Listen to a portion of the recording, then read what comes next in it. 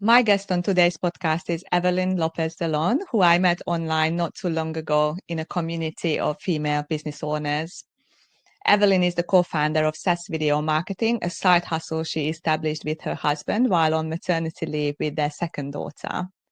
The foundation of their business was built by investing in a team and establishing strong systems and processes from the very beginning. They crafted a setup that allows them the freedom to step away when needed, always prioritizing their core value, which is that family comes first. Evelyn is passionate about empowering other mamas. That's why she's launched the Legacy Building Mamas podcast and the Facebook group community. She also uses these platforms to document their journey and shares insights on mindset, manifestation, business, and marketing strategies. Her mission is to inspire other moms to dream big, chase their aspirations, and believe that with determination and the right support, anything is possible. Welcome, Evelyn, to the Prosperity on the Horizon podcast. It's really nice having you here. And I've already introduced you to the listeners in the intro, but would you please tell us a little bit about yourself? And can you also share a bit about your background and how you started your business? Absolutely. And thank you so much for having me on your podcast. I've been very excited to talk to you because we've been following each other for a bit. And I wanted just to say congratulations for making it to the 52 episodes. So I'm really excited for you. And so just a bit of introduction to the listeners. I am Evelyn Lopez Delon. And I'd like to actually begin by sharing a bit about me before I became a mum, because I think that's important. I was, before I became a mum, I was very free-spirited. I loved to climb that corporate ladder. I was always looking out for my next opportunity, my next promotion, and achieving a comfortable six-figure salary that funded my dream lifestyle. So I've always liked that freedom lifestyle of, just getting up and going and traveling all the time. And so I really worked hard for that life. So with over 15 years experience, I worked in various roles in human resources, project management, and business strategy. I just felt very satisfied with that career that I had worked so hard for, but that all changed. So since having my first daughter almost 4 years ago, my perspective on life just shifted because I had a new direction and a new purpose, and I still wanted that freedom-filled life. And I realized that the corporate lifestyle wasn't really that with family and kids. So I felt like I was in a place of having to choose my family or my career, which was really a tough spot to be in because it just didn't feel right. It wasn't aligning with my values. So I felt like my identity changed a bit because I went from being a high achiever at work to just getting by and not making much of an impact at work because I wasn't really in on it. I guess it was just I had all these other things going through my head. So it wasn't the same impact that I was once doing beforehand. And I guess that's where my purpose and drive to make a change started. So my firstborn actually faced health issues within her first 2 years, and which meant she's fine now, but it meant that she had a lot of hospital visits and doctor appointments. So it was really hard to balance work and being there for her. And I just felt that guilt about being that co-worker that was always in doctor's appointments or, having my work being covered by someone else. And then I was constantly worried about my daughter. So I decided to make a change. So when I was pregnant with my second, I then went into my true values where family, authenticity, and just being true to myself became the drive to change things. So I decided to co-found a business with my husband. So we started off by looking into our values first. We knew that we wanted freedom and flexibility, and then this led to SaaS Video Marketing. And then I started a podcast called Legacy Building Mamas as I share our journey of building a business that aligns with our values. And I guess that's the nutshell. So now Legacy Building Mamas is a podcast, and now I'm coaching other women to do the same thing. So that's a nutshell of where I'm at. Yeah, that's amazing. And I know what it's like to come from a corporate background, but our story is quite similar in this perspective. And it is also scary to step into, something that is so unfamiliar, and you know your values and you know what you want, you have a vision, but there's not that, corporate support in the background that you could always rely on.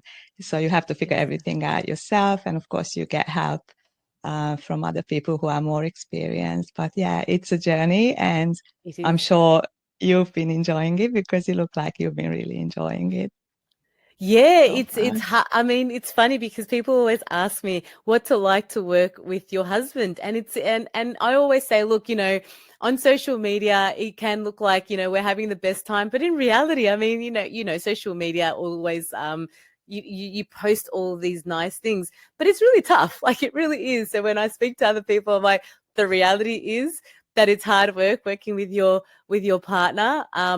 However, because we are going and striving for the same values, we just have to just get on with it. It's a bigger picture for us. And so we move on when it comes to business. We're very aligned with our values, but when it comes to working on business, we work very differently. So it's just a learning curve, and just knowing that because we're striving for the same thing, we just figure it out. So yeah, Yeah. it's a roller coaster. Yeah, and just very briefly, I have this quick question. So, how do you manage this situation when you set a goal, or you just set something, what you are going to work on, what you want to solve, what you want to develop, whatever, and then you have your ideas, you brief, and then you clash on something. How do you manage a situation when suddenly you are not on the very same page? That is a really good question. So when it comes to, we have our roles and responsibilities. So when it comes to making a decision based on what the clients need, it's Adam that makes the decision, because he's closer to them than I am. So he does the talking. He's the face of the business. So when it comes to client decisions or something that he wants to do in terms of relationship management with the clients, then it's him. But when it comes to like budgets or finances or things that, in terms of software, I'm closer to the numbers and I'm closer to the processes. So when it comes to those decisions and we have a clash on what should we spend on, or the software, I'm the one that makes that final decision. So it's that roles and responsibilities of knowing, we know we're not gonna agree on everything, but then at the end of the day, depending on the topic and the subject, then we know who is the final decision making person. I'm glad you've come on to my podcast because this is all about finances Yes, and and I numbers love and numbers. knowing your numbers. So let's get to our next question, which is about financial management. Yeah. When was the point on your business journey when you realized the importance of managing your finances regularly or even strategically? Well, I've had that importance since I was a child, since I started working. So if I take it back to even like not even just business finance, personal finance has always been my thing. It's funny that I've never thought about being an accountant, but then Adam sometimes says you should be an accountant, because when he met me, I had spreadsheets, and the first thing that people just see, it's like, you're obsessed with numbers, right? So let's go back to even before. So when I was 13 or 14, I started working, and every single pay slip that would come, I would write it down. At that point, it was on pieces of paper, how many hours I worked, how much I should get paid, how many. And so when I'd get my pay slip, I'd make sure that they weren't like, even if it's to the cent, I'd be like, excuse me. And one time they did underpay me, and I'm like, see, lucky that I actually have my numbers ready. So I went back to them. I said, look, I've been underpaid. It was like $70 or whatever. But I was to the point where money was really important to me, because I came from a childhood where my dad didn't really, he wasn't good with money. Like, so he got himself into debt, credit cards. And, as a child, I realized the importance of just understanding where things are at. I remember going to the shops and he would go, buy everything that you need and blah, blah, blah. And then I knew he had a credit card, and I would be 8, 9 years old and say, no, I don't need that. No, I don't need that. No, you do need it, and buy it. And I'm like, but you don't have the money. It was like that constant worry, but you don't have the money. And then just get it, just get it, just get it. And then credit card after credit card, and then he ended up going into bankruptcy. So for me, it's become an obsession, to be honest, about how to handle my money. And so I did that. And so when it came to business, I already had that, I guess, understanding how important money is. And mind you, prior to business, that's one thing that I needed to overcome, though. That is it, scarcity, like that, like, you know, it was always like living to the paycheck, and it was just, but now with business, I realized that I didn't ever want to get into credit card debt. I didn't want to get into debt. I needed to change that mindset. And that's one of the biggest mindset shifts that I had to do when I went into business, understanding that is good debt, because you have to invest in the business. So when it came to finances, that's one thing that I needed to shift around. It was how much money were we going to invest back in ourselves, and what that looked like. And so breaking everything down when it came to business, understanding the subscriptions, like what actually makes the business run. And so when you break everything down, for example, it would be, you know, putting that into a bucket, right? The subscriptions that are definite that you need to run, and then put them into a spreadsheet. And then how much are those subscriptions? Then it's the investment.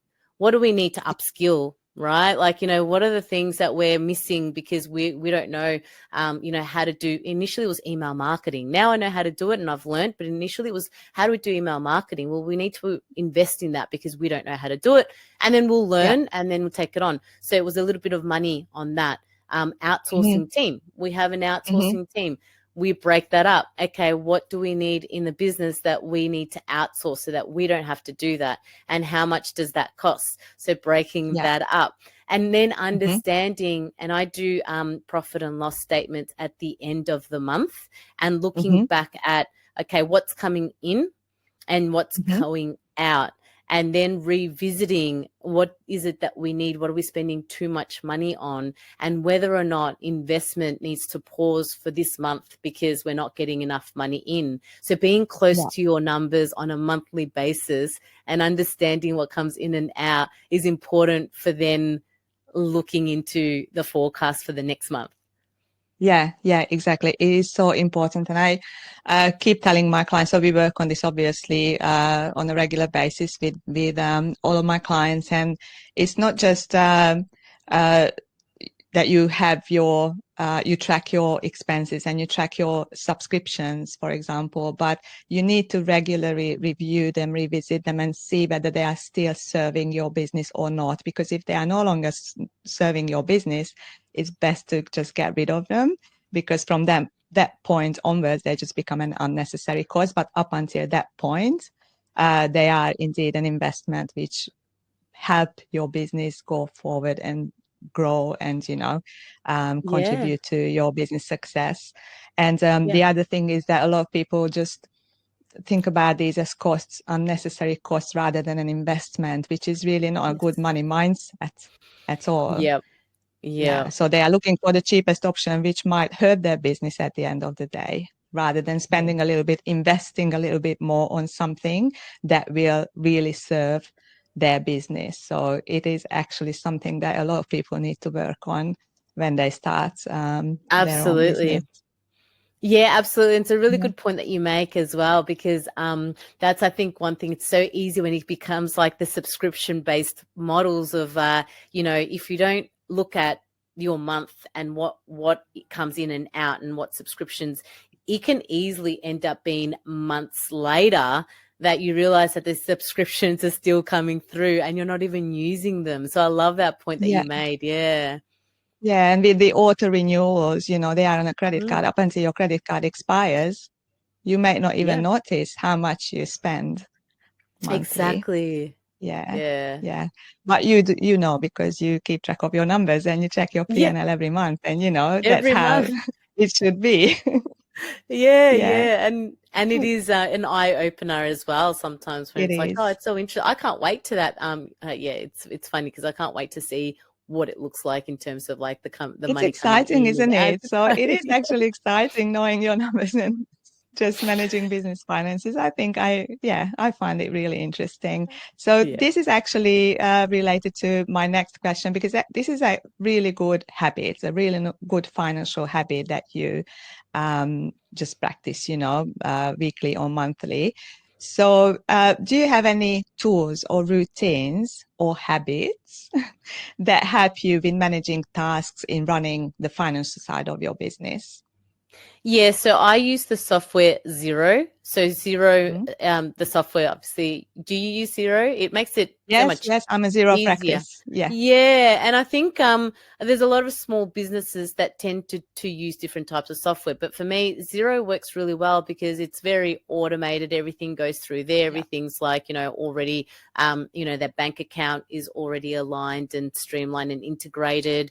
The invoices are all integrated. So for anyone that doesn't have like a software to make it easier or the automation, then definitely Mhm. that's a big investment, because then it becomes all of that into a system, right? And my Yeah. process or my habits are that every Wednesday I have my calendar reminder, and I time block everything in terms of the Mhm. business, my business activities, and I've got even a time block for family time. Like I'll stop working Mhm. at 4:30, and I block my time in my calendar from 4:30 to 7, so everything's already in my calendar, and so the Mhm. reminders pop up. And it's like, oh, it's time to do this and time to do that. And of course, it's flexible depending on what projects we've got on or client work and all that sort of stuff.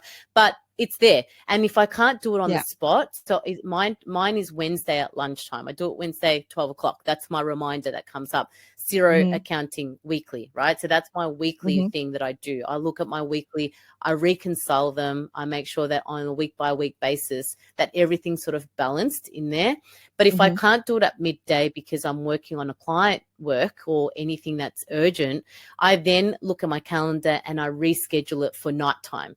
I'll then reschedule Mhm. it to 8 p.m. Wednesday, right? And then so if Mhm. I can't do it then, I keep changing it until I can tick that off because it's such an important task.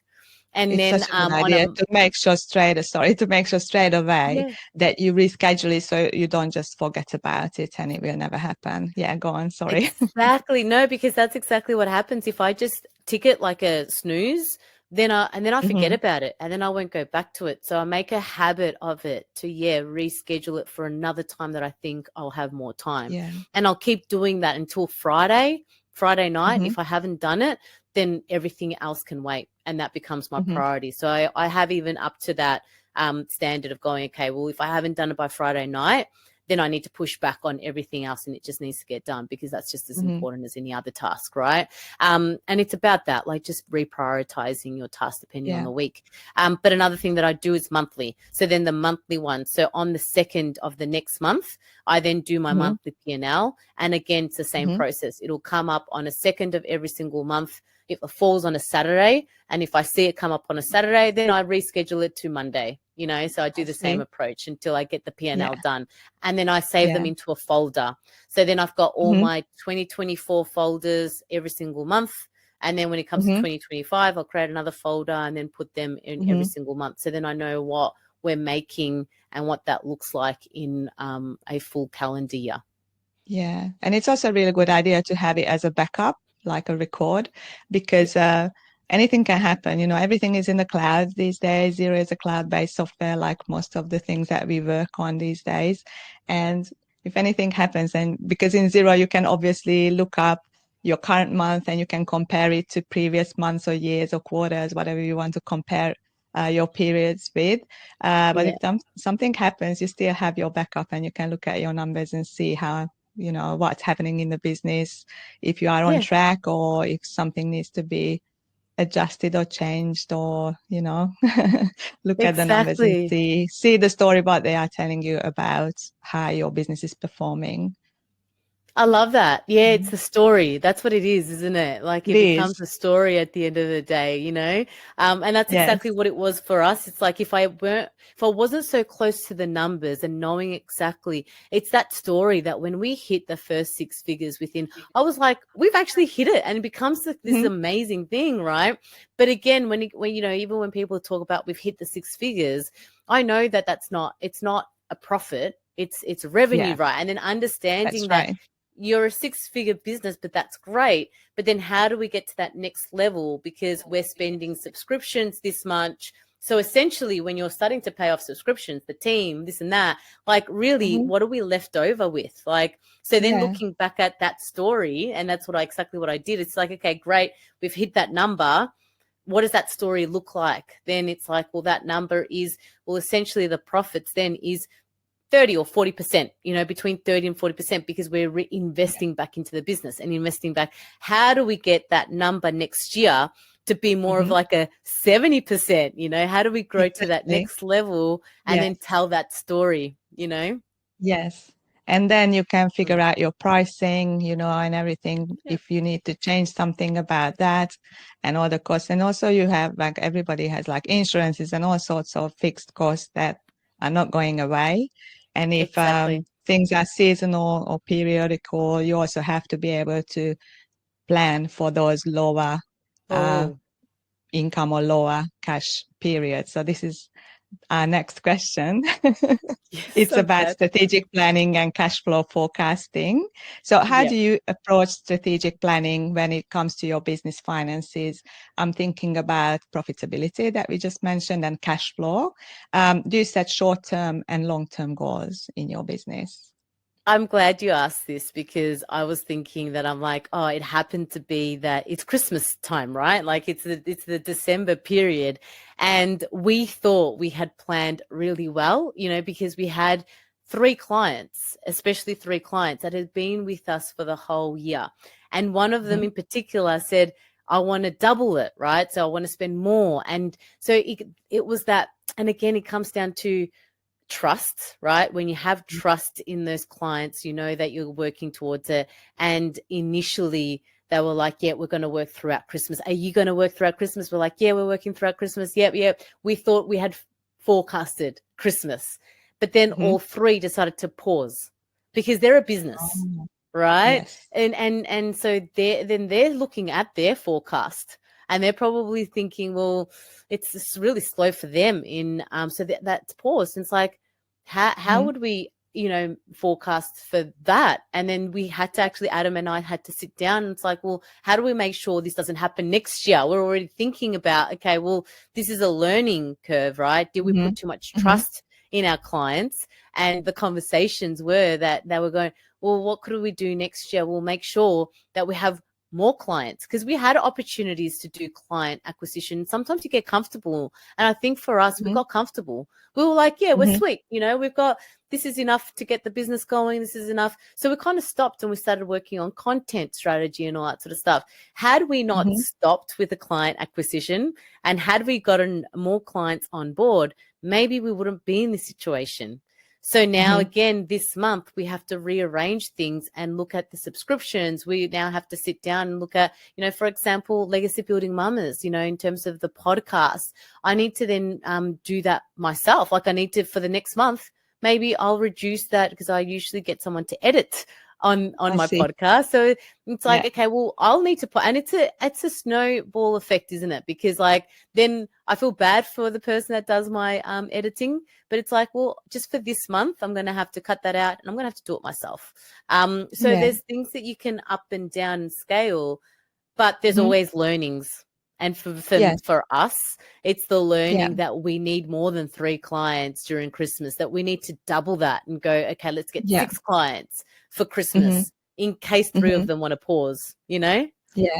And you see, these are decisions that you make based on your numbers, because if you had not known your numbers, you wouldn't have been able to figure it out. Like, you would still be engaging, outsourcing a lot more, and then you would find yourself in a situation where you might not even have any profit, or you might not even have any cash available for, to bridge this Christmas period. And I also like how you use the corporate terminology. And I'm sure that because you have a very strong corporate background, you can actually see the big picture, and you can probably better plan strategically. And you have like the knowledge and the experience of how to make these decisions for your business. I really love that. Yeah, thank you. And it's interesting that you say that, because I find that, in the corporate world, you're kind of just conditioned, right, to grow someone else's business. You know, Yes. and when it comes to like the strategic mindset, I remember my husband for years, you know, he kept on saying, you've got what it takes, you know, you've got what it takes to be an entrepreneur. I'm like, no, it's just comfortable doing it for someone else. But Mm-hmm. now that I'm doing it for us, it gives so much more value. You know, it's like, wow, you know, I should have done this years ago. I should have done this a while ago, you know, in terms of like doing it for your own business. It's a good feeling. Yeah, I'm sure it's a Mm. good feeling. I experienced something similar, but Yeah. I also love it because I think that you are not afraid of selling because you are so um sure, like you know what you are doing and you want to help other people, Yeah. and you are not afraid of selling because I think that's a big weakness in a lot of Mhm. us entrepreneurs, that we are afraid of selling and pricing our products or services in a way so that it gives like leaves us with profit at the end of the day. Yeah, I think the pricing is a big one. You know, It we is started off, fun. yeah, and it's always when you start off, you kind of undersell yourself. And Hmm. so it took us a while to gradually get to a point where our pricing is where it should be. You know, it's that Hmm. value that you bring to them. And that's really Yes, difficult to exactly. get to. Yeah. Yes, yes, because we have to like stop thinking about selling like pricing based on time, the time we Yeah, spend on certain things, because it is the value that we need to focus on. Yeah, exactly. not the hours, not the time we spend on it. Yeah. Okay, the next one is about decision making. We touched on it a little bit already. So can you share an example of a time when your financial insights helped you make a key decision in your business? We've just talked about it, but I know that you Yeah. have an example to share. Yeah, financial insights to change things up in our business. Oh, it would probably be the pricing, I would say. Hmm. So, like when we initially first started and we got our first 5 clients, we knew that we sort of had to sort of prove that that was, you know, I guess a viable solution for them. And when it Hmm. came to get delivering and then looking at all, again, it comes down to numbers, right? So we were charging initially 2,500 per video, right? So in terms of the money, it was like 2,500 just to get our first 5 clients. And we told them, because it's our first 5 clients, that value proposition that you make, right? It's like value stacking. You know, you go, yep, because you're our first 5 clients and we just want 5 clients to work with initially just to make sure this works, we're gonna charge it at 2,500. But what it's really Hmm. worth is 4,500, right? We wanted to Hmm. get to that level, but it wasn't really viable for us for the first 5 clients because we had subscriptions, outsourcing, all that sort of stuff. We were left with $500, right, per Hmm. client. Hmm. And so we Hmm. then had to then look at that decision making and go, all right, for our next one, our next, you know, 3 clients, and again, it's the forecast of what makes sense in terms of month to month. How long do we need? How much money do we actually have in the bank to be able to sustain our living expenses and our costs? Because Hmm. then there's the personal finance, right? And then there's a Yeah. business finance, and it's understanding to keep them separate is one thing. Like we definitely Yeah. needed to keep that separate, but it was like what makes sense for the business and then what makes sense for a household. So for the Hmm. business, we can sustain another 3 clients just bit by bit growing it. And then we knew that by like, you know, 6 months later, we would then have to charge 4,500 because of our personal expenses. So those are Yeah. the decisions you have to make, thinking about what makes sense to you, but also what Hmm. makes sense to the household and how much money you need to pay the rent and all that sort of stuff, and what makes sense to Hmm. get clients in as you Yeah. grow your business. So then at Yeah. 6 months mark, we were like, all right, we're ready. The next client that we get on is going to be at 4,500. Sure, it was harder to get, like, you know, the first few clients were kind of easy. It was just like, yes, straight away. But then we have to then go, well, we've got all these videos that we've done. We've got Hmm. customer testimonials now. So now it Hmm. makes sense to do the 4,500. And a lot of people, then you realize that they sit on it for a while And Mm-hmm. it's really hard because at those points we're like, should we go back to, it's a mindset thing, right? It's like, no, It there are is. wrong customers. We'll get to the right customers. We deserve that, and we need that Mm-hmm. for the household. That is what we Yeah. need to then sustain the team, to sustain the subscriptions, to sustain, like, the investment back in ourselves, and then to sustain the household. So we need that to be 4,500, and we can't go Mm-hmm. down. If they don't, then it means that we have to change our strategy altogether in terms of getting those clients that will pay 4,500. Yeah. So that's the financial decisions that you have to make bit by bit, as it makes sense. Yeah. Yeah, it's really good. And because, at the end of the day, you run a business because what is the main point of running a business? It's making money. It's Yep. providing Yep. for your family, and build a business that allows you to live your dream life. That is the Yeah. ultimate goal, isn't it? And it includes time freedom, when you don't have to be on the tools, like involved in working in your business every day. So the Yeah. ultimate goal is obviously to make money that provides for your family, or whatever you want to Yeah. spend your money on, which is living your dream life. Yeah. Exactly. That's the goal. So let's talk about successes and wins. Yeah. So can you tell us about a win that you achieved as a result of managing your numbers well? I think the managing the numbers, I would say just knowing our worth, knowing Mm-hmm. that decision that we made in terms of like, no, we need this based on the financial, and then getting a client that actually, it was harder. It was definitely harder to get to that client, but we got there in the end. It's like we've got now 2 clients that have paid us at that price, and they were with us for 3. And then the best thing about that is that it becomes it's not only about the pricing, it's 4,500, but it's also the subscription. It's like minimum 3 months.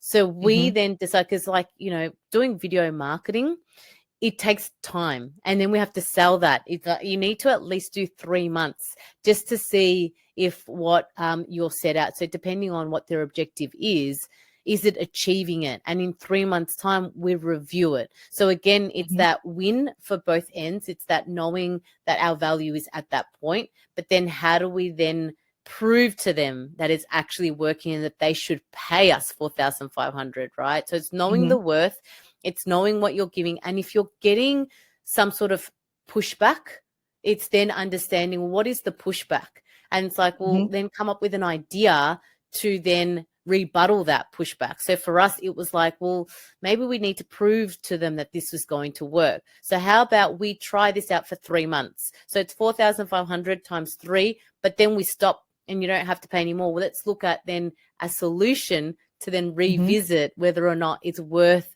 you paying that much money. If that makes Mm-hmm. sense. So then it's like, Yeah. well, then that's a win, because then they get the win, they get the success, we get the Mm-hmm. success, because then we've upsold. We've gone from 2,500 to 4,500, but showing the worth, but also changing that up for what's in it for them as well. Yeah. Yeah, because obviously it takes time for them to see the results, but Mm-hmm. it's again everything. So these client agent relationships are built on trust, because they need to get to know you. They need to get to trust you before they invest that amount of money Yeah. in your services.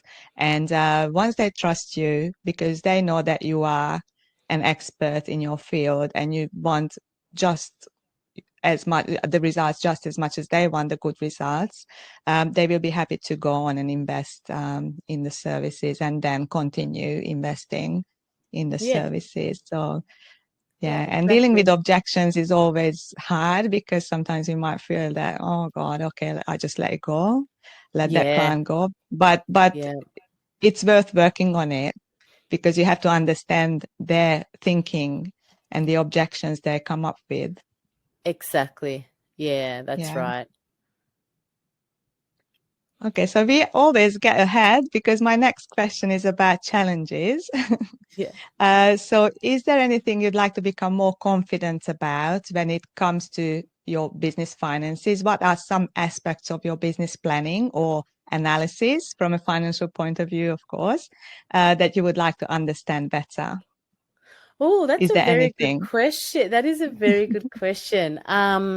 What I'd like, look, for me, it's running two businesses. So Mm-hmm. it's actually for us, and this is the question that we had next. It's like, how do we then separate? Because right now we have both businesses under the one. So when I'm Mm-hmm. doing the accounting and the financial structure, I have to then put them into two separate buckets. So when I'm doing reporting, I'm doing two separate things.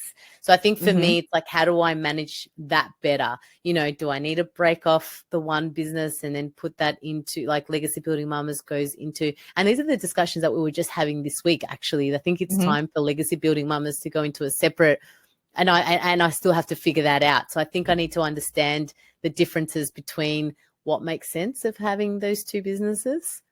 Mm-hmm. That's my Mm-hmm. challenge. I think that's my challenge at the moment. And do you think, would there be like software subscriptions that you use the same software for both businesses? Because things We like that would do. make it tricky. Yes, that's exactly what Yeah, it for is. Because it's example. like, well, it will make sense because it's all coming in for the same subscription. So I'm using the same subscription. So we're under the same sort of umbrella. And then I'm like, Mm-hmm. if I break that off, then that means that I'm going to have to be paying two subscriptions. And right now it just feels wrong for us to do that because I'm like, I don't want to be paying two subscriptions, right? Yes. So we're Yeah. keeping it as it is and then looking at the end of financial year just to see Mm-hmm. that the numbers and how to sort of what makes sense for that. But I think that is my challenge right now. I don't want to be paying Mm-hmm. subscriptions for two for Yeah, different yeah, it reasons. doesn't make sense, does it? Yeah, And in Zero, you can use the tracking categories, so you can totally track both sides or the two different it divisions of works. your business separately. Yeah, Yeah. it works for now. Yeah, I definitely Mm-hmm. learned how to do the tracking, and I'm like, well, it works in terms of reporting because I can track it. But it's just the Mm-hmm. moving forward. Yeah, with my bigger Mm-hmm. plans for Legacy Building Mamas, because I think, yeah, for me, I've got bigger plans for Legacy Building Mamas in terms of making that into more of a membership because of everything that I've learned with video marketing. I find there's a pain point for a lot of women in business that don't know Mm-hmm. how to set up their video marketing. So I want to create a Mm-hmm. membership and that's where I sort of feel like I need to separate, but that'll come later. Yeah. Yeah. Yeah. You will figure it out. Yeah, I'll figure it out. Okay, so the next question is about any pieces of advice you would give to other business owners. Like, what advice would you give to other entrepreneurs who are just starting to focus on their business finances? And why is it important to focus on their business finances? I would definitely think about how are you actually, I think it's the questions within, right? Because a lot of people don't like numbers, they don't like finances.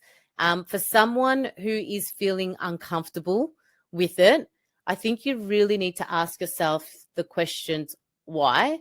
Why am I feeling uncomfortable with knowing my numbers? Because if you feel like either you're saying it's not important, I don't really need to know, these are the things. It's a fight or flight response, right? You're already fighting it because we all know that running a business, you do need to be close to your numbers. It is a need. It's necessity for all the reasons that we've spoken about in today's episode and in all of the other episodes in this podcast specifically. So we know that there is a need, right? We know that it's very important to be close to your numbers to grow. We know it's important that it's going to be the thing that you need to focus on whether it be a weekly basis, whatever you feel comfortable with.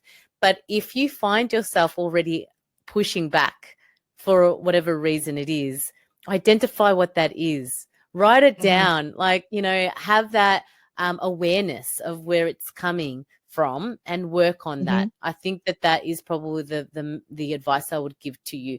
Or if you feel really uncomfortable, like my husband, Adam, he's never been comfortable with numbers. So when I met him and he saw how he's like, great, that's your role, that's your responsibility. He doesn't want to have anything to do with budgets or numbers. So I've always run the household in terms of budgets because he feels really uncomfortable about it for his own Mm-hmm. childhood reasons and whatever it is. And even now he's just like, he's outsourced that to me, but that's fine, Mm-hmm. but when we need to talk about it, so there is a thing that, you know, that stops people from, because I know that Adam's gone through that himself. Mm-hmm. Like there's something that stops him. So if you find that's it, then maybe you do need to outsource it to someone Mm-hmm. that you trust, Yes. and you're able to just say, yep, you know what, for whatever reason, I just don't want to deal with it. But have someone who you can trust do it for you. But just know Mm-hmm. that, like for me, even it doesn't matter how big we get,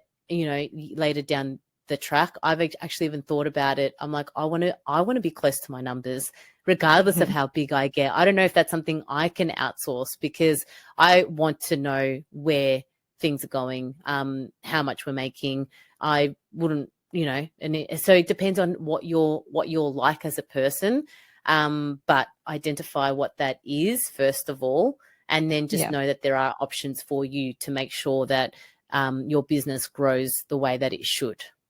Mm-hmm. Yeah, it's really good advice. And I've just spoken to someone the other day, and she had her business for, I think, a year or so. And she is so scared. She was so scared of getting onto this call with me because she was scared of the numbers. I'm like, you don't have to be scared of the numbers. Once you know how to read them, how to understand what they tell you about your business, then you will find it really, really comfortable to deal with them and exciting to look at them week by week, month by month.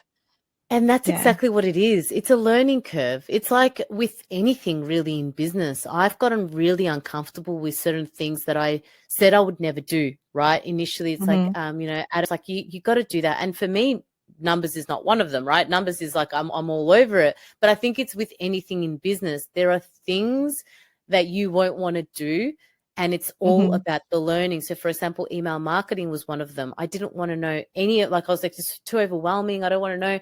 But then once I learnt it, it just becomes a part of my routine. Now I love email marketing and I'm onto it. I'm like, you know, I'm all over it because I've learnt it. So it's if I saw myself 6 months ago almost crying over the fact that I had to do email marketing, and now 6 months later, so give yourself some time as well. And it's okay to go through those motions. It's okay to cry and go, I don't want to do it, but then overcome that and then just learn, sit down, upskill yourself, learn. And then once you do learn, you'll realize that 6 months down the track, you'll be thanking yourself because you did it. Yes. Yeah, well, thank you so much. But before we wrap up, I have something else.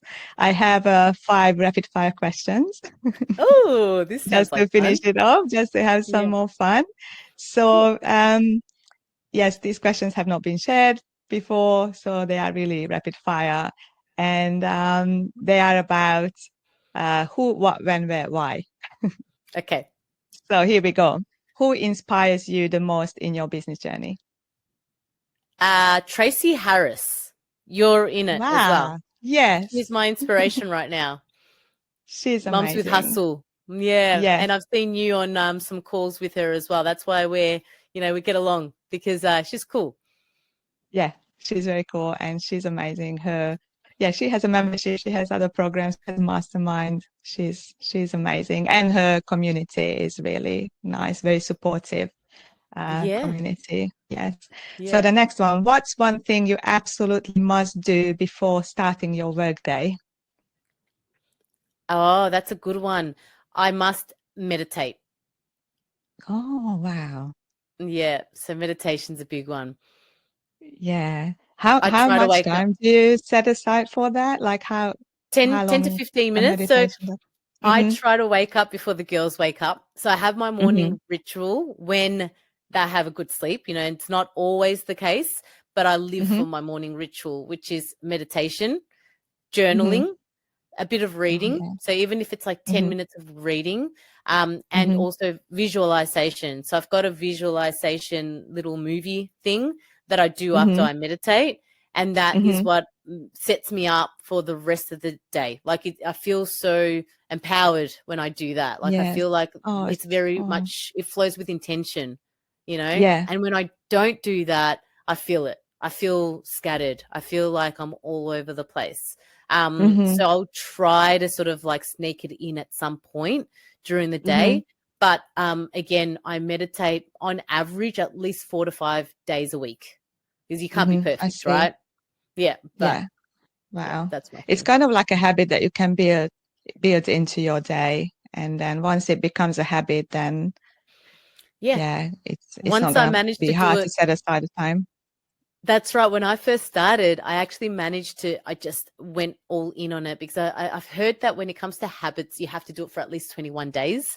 So I actually Right. did it for 21 days. I was like, no, I Mm-hmm. told my husband, it doesn't matter. Can you just wake up? If the girls wake up, I just need to do this for 21 days and it becomes part of a habit thing. And it worked. For me, I did it for Mm-hmm. 21 days. I'm like, I did it.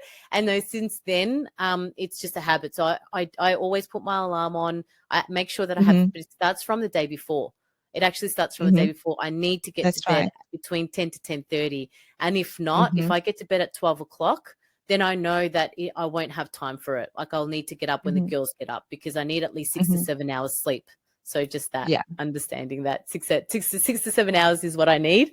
And if I can fit it in the morning, I'll do it. But if not, then, Mm-hmm. yeah, All right, the next one. When do you feel most productive? Morning, afternoon, or night? morning, definitely Morning. morning. Yeah. Yeah. I do all of my creativity stuff in the morning. Mm-hmm. Okay, the next one. Where do you go or what do you do to recharge or refocus? That's a really good question.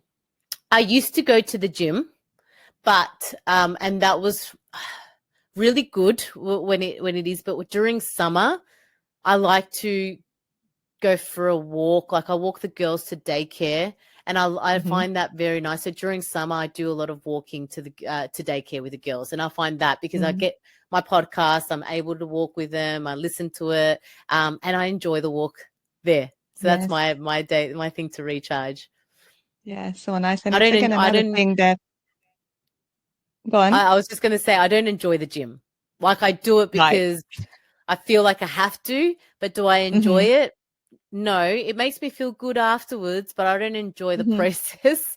So Mm-hmm. if we're talking about enjoying the process, I enjoy the process of walking the girls when it's sunny, when it's a nice day outside, and that's my thing. I see. I see. I'm very similar. I've been to the gym this morning and I didn't enjoy it, but then I thought like afterwards, of course I felt good about it and I also felt good about myself that I did it. Yeah, So, but then listening to podcasts while walking and just doing things, planning things in your day so that you can actually make the most of your time. exactly. It's very clever. I love it. Okay, the last one. Why do you believe it's important for mums to dream big?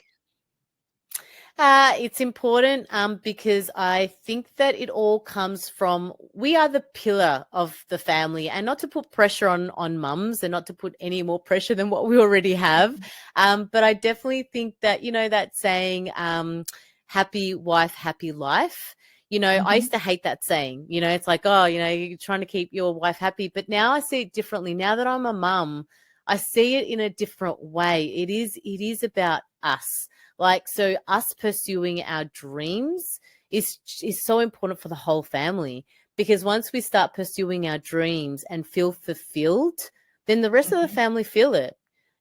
I'll never forget once, it just recently actually, I overheard a kid say, "Oh, when my mum's angry, we feel it. We all feel it, and then we become angry." And that's exactly what it is. If we're feeling unhappy, or if we're feeling, the energy radiates throughout. It's like, and we do it for ourselves, but we Mm-hmm. also, while we're doing it for ourselves and feeling happy within ourselves, because we deserve that, right? Exactly. We're not here just to be mums. We're Yeah. here to also fulfill our own life. And I think a lot of the time, or where I sort of hear it, is that you kind of feel guilty doing that. But that's I feel like the guilt should actually be the other way around. No, live a fulfilling life, chase your dreams because you deserve that. But also your kids deserve to see a happy mum, Exactly you that. know? Yeah. Hmm. I was just talking to Laura yesterday and Mm. we got to this part of the conversation when I told her that I was asked the other day about my stress levels. I had an assessment at the gym and I said, my stress levels are really low. And then I started to think about it. How come I never thought that I would get to this stage when I can say that my stress levels are low? And also the other thing we talked about was that I feel the mum guilt, but I always sit down and talk to myself about it because I shouldn't be feeling guilty when I spend time on myself or do things that I enjoy doing that fulfill me, because I know that then, of course, I'm going to be a happier mom, a happier wife. It's just, a family unit. If everybody is happy or Exactly. one person is happy, then they can lift up the others as well. Exactly. And that's where the guilt sort of vanishes away, right? Because it's like, well, you're Mm-hmm. not being selfish. You're actually being selfless because like then everyone feels it. You're working on yourself and so you should, because you Mm-hmm. should care about yourself and your happiness. And then that Mm-hmm. radiates for the rest of the family. So yeah, absolutely. Love Yeah, that. and Tracy said it the other a while ago. I heard her say this. For example, we all often might get cranky when we have chores to do. Yeah. Do the washing, the hang up the clothes and stuff like that. And then she said this one day that she changed her mindset about it and told herself that I'm so grateful for being able to do this for my family. So that's a really good Yeah. way of thinking. That is And such a good way of thinking. yeah, yeah, I love I that. love That's a that. good So one. I I'm going try to to write that remind myself down. of that. Yeah, I'm going to write Yeah, that down actually before I forget. Yeah. Thank you for sharing that. yeah, it's very nice. Well, Evelyn, thank you so much for coming onto the podcast and have this beautiful interview. I really enjoyed Thank it. you. And Thank you so yeah, I much for love having your me. journey is incredible. Oh, thank you so much, Julia. And I really love connecting with you and speaking all about finance. And what you're doing is very incredible and inspiring because we need to know how important it is. And you sharing that, I love what you're doing too. Thank you so much. And we'll Uh, chat soon. I'm pretty sure about that. Definitely. We'll stay in touch. Thank Yeah. you.